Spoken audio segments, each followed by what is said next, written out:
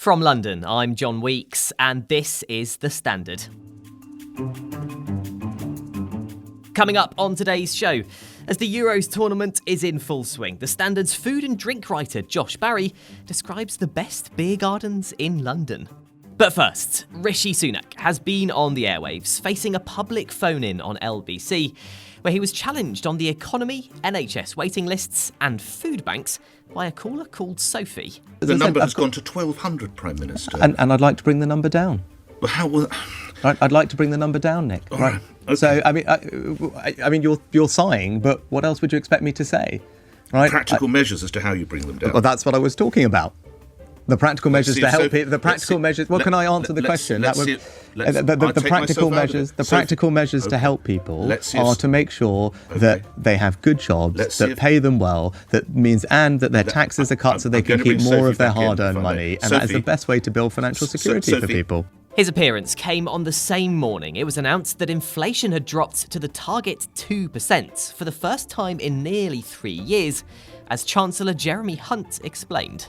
A year and a half ago, the Bank of England predicted the longest recession in 100 years. Instead, we have had a soft landing with inflation that was higher than nearly any other major economy, now lower than nearly all our major competitors. That shows the difficult decisions that we've taken have paid off. That would not have happened under Labour, that refused to condemn the public sector pay strikes. That would have meant inflationary pay rises, inflation lasting longer. It was a welcome boost for the Prime Minister, but in London, the Tories have taken a hit, with figures from an Ipsos poll showing that they could be down to just 4 seats in the capital after July the 4th.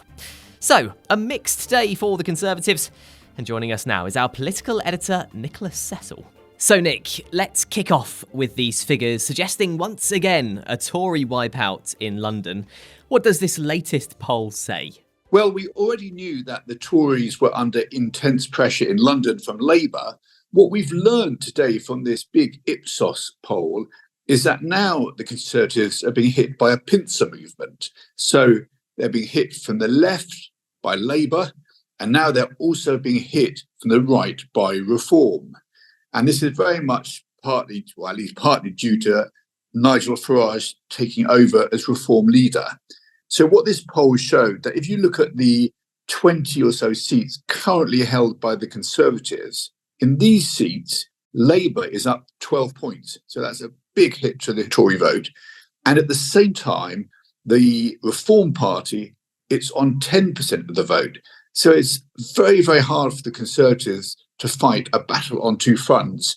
And this poll suggests that a number of these seats, for example, in South East London, in Outer London there, and in Outer West London, these seats look like they were going to stay Conservative. Now there's big doubt over whether a number of them will, or whether Reform biting into the Tory vote actually means that Labour can win these seats. And obviously this poll suggests, Nick, that the Tories could be down to just 4 seats in the capital. That leaves them with very little influence in the capital city of the UK, doesn't it? Yes, this is really quite astonishing, because if you look at inner London, the Tories currently hold 3 seats there, which are the cities of London and Westminster, Kensington, and Chelsea and Fulham. Now, this poll suggests they will lose all 3 of these areas, so they'd have 0 MPs left in inner London, which has never happened before. And there's been this gradual trend of London turning increasingly Labour, increasingly red. But the Conservatives really haven't helped themselves, because as they pursued their levelling up agenda, some of them felt it was fair game to have a kick at London, because they see London as the very wealthy capital. Obviously, London does have huge pockets of wealth, but it also has large deprived communities across the city. And taking potshots at London when you're pursuing your levelling up agenda, eventually kind of people decide, well, maybe the Conservatives don't like London as much as they should. There has been a bit of a boost for Rishi Sunak in a way today, though, hasn't there? Inflation going down to the target 2%. Does this give him a boost, or has it come a bit too late for his campaign? Well, it's definitely a boost for the Prime Minister. He had 5 key goals, and halving inflation was one of those. He's definitely met this one. So inflation was about 11% when he made his pledge to halve inflation. It's now 2% in May. And what this means is that many people will see their wages actually rising faster than inflation, which has been happening for a number of months, but this will happen even more. So that means that your living standards might gradually start to go up. But having said that, lots of people are seeing their bills rise, for example, their mortgages, and the rise in mortgages may offset any benefit from wages outstripping inflation. As for whether it's come too late, so far, all the polls or certainly a lot of the polls, suggest the country has largely made up its mind that it believes it's time for a change of government. So Rishi Sunak really needs a game changer. And inflation dropping to 2%, while very welcome, I don't think is going to make any dramatic shifts in the polls. And the Prime Minister was on LBC this morning, taking on questions from the public after Sir Keir Starmer did the same yesterday. Was it sort of overall positive or negative for him? I think it was probably overall mildly positive. Again, there was no big moment, no moment where he thought, oh, he's actually getting on the front foot here. So he took his questions, dealt with them very competently and professionally. But the Tories need something to happen in this election. They need to gain some momentum somehow. And that is proving very, very elusive for them at the moment. So he highlighted inflation falling to 2%, which is a significant boost for the Tories because they can actually say they deliver something. But then if you look at one of his other pledges, which was to stop the boats, and that was a very, very clear pledge. And we've had a record number of asylum seekers and economic migrants coming across the channel this week, or for at least one day this week. So that pledge he clearly hasn't met. His pledge on cutting NHS waiting lists, they're still higher than when he made that pledge. And elsewhere, I understand there's more drama around potential Labour taxes. What's the latest on that? Yes, well, there's increasing scrutiny today of Labour's position on tax, and this is very much due to an interview that Keir Starmer gave.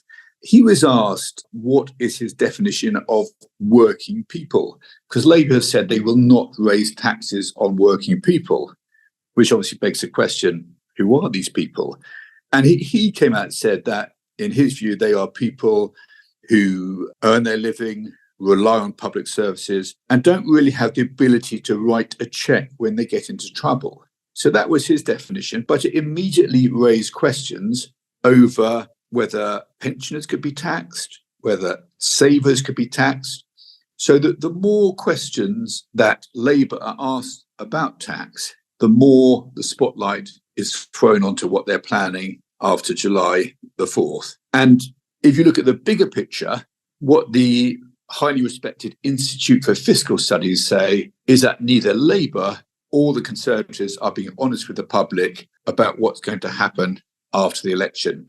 Because what the IFS says is that the public finances are in such dire straits that you're either going to have further tax rises or some quite painful cuts to public services. So while there's a big row going on about tax, the reality is both parties are largely in the same position and will face some very difficult choices after the election.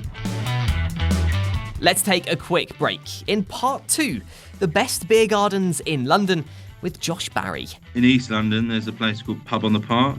That's always a really good place to go. Always full, always busy. Somewhere perhaps to kind of have a long day drink on a Saturday.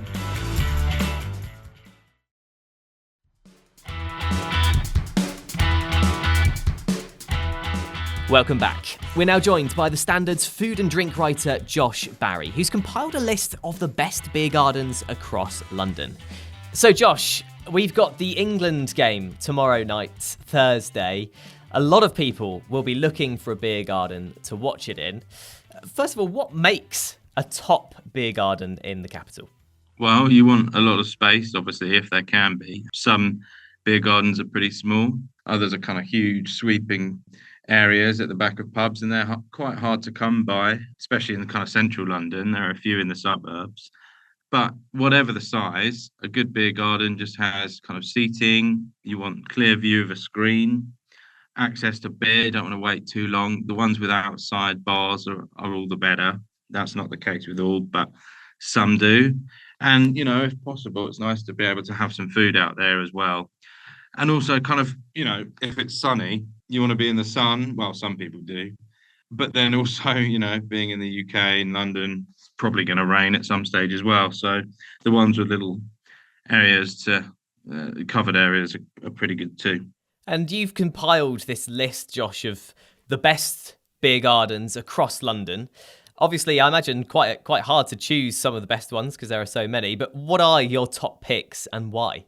Yeah, quite hard to pick. And obviously more are opening all the time and some are closing. So it's an evolving list and it's one that I put together with others as well. So some top picks, I think. There's one in Walthamstow called Big Penny Social. And that's not a classic beer garden in that it's kind of more of a huge space occupying what kind of looks like a car park, which doesn't sound appealing, but bear with me. It's next to a brewery with good beer, space for 1,400 people, quite often live music. So if there's no football on, you can listen to a band and just lots of pints and a really good atmosphere. I think kind of places like that have cropped up in London. They're kind of Berlin in form, and it's kind of a modern addition to town. And for something completely different, you could go to the White Swan in Twickenham, which is next to the river. That's beautiful, very tranquil, kind of somewhere maybe for a quieter pint or a date or just a catch up with friends rather than a big kind of party sort of thing. Another one I really like is, I used to like, I should say, it's something for the younger crowd perhaps. It's called the Devonshire in Balham, not to be confused with the pub in Soho. No doubt everyone's heard of that by now. And that's got a beach club area, which is very lively, young people. I used to live nearby. Good food, good drink. Always a party, lots of kind of leaves and gardeny kind of things around. Bit of a sun trap as well. Another one's the Hope and Anchor in Brixton. That's a bit of a legendary spot. Again, kind of fun and lively, somewhere to go. A lot of Prosecco flowing. And finally, in East London, there's a place called Pub on the Park. That's always a really good place to go. Always full, always busy. Somewhere perhaps to kind of have a long day drink on a Saturday and then perhaps head out for dinner afterwards. Lots of good restaurants nearby. And obviously you've mentioned all these venues in your article, Josh. Looking at the pictures, there's a real variety, isn't there, of venues across the capital. Do you think London does beer gardens the best? It certainly does beer gardens well, and it's getting better. As I said earlier, kind of lots are opening all the time. It's hard to find space in London. It's quite a crowded city. A lot of kind of, it's built, on a very old map. So pubs are kind of angled and spaces are hard to come by, but people make the best of it. And there are always kind of interesting nooks and crannies to find. People are inventive and creative with the space. I think that certainly there are other cities that do beer gardens very well, especially in Germany, on the continent. But saying that, yeah, London does it. I don't know whether it's the best, but certainly kind of there are good places. You just need to know where to look sometimes, hence the list. And the article does go into some of those smaller spaces, as you mentioned, the pubs that just put out a couple of chairs outside with an umbrella perhaps, and that draws people in. I mean, does having a beer garden actually bring more business to a pub, certainly when tournaments like the Euros are on? Oh, it must do. I mean, you've got to have, if you've got the space for it, you've got a beer garden. It adds covers. The more people there are in a pub, whether inside or out, the more beer is bought, the more food is bought, the better the custom, the better the atmosphere, the more fun the experience is for everyone. So absolutely, I think beer gardens are good for business. And I would say kind of certainly publicans might say the more the merrier.